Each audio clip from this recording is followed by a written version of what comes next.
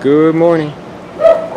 Going over some of the new things I have here in the yard. I'm always kind of trying to improve what I have. Some things, do well, some things don't. You kind of keep changing until you find, what works for you.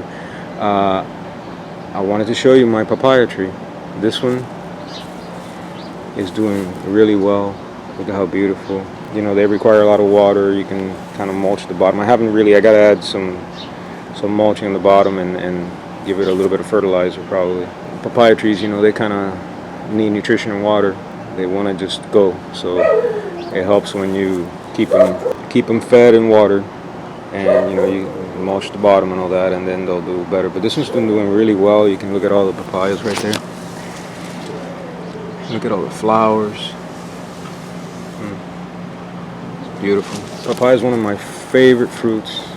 It's very refreshing. As far as creating your food forest or just growing some fruits to eat, papaya and bananas are really economical because you can plant a seed of a papaya tree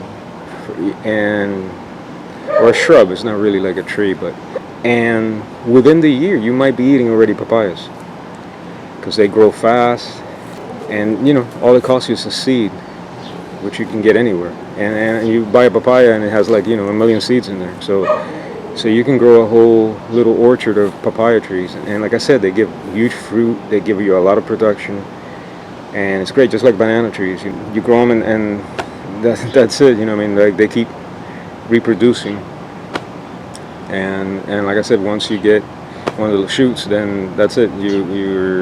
It'll keep throwing out multiple ones, and you just keep propagating, and before you know it, you have a whole area full of banana trees. And doesn't really, most people are willing to just give you one, to start off your banana orchard, and so it's very economical to start, and they produce early. That's the thing, they're both like shrubs, but within like a year to 2 years, you're already going to be getting, a whole rack of bananas. You're going to be getting, papayas as well.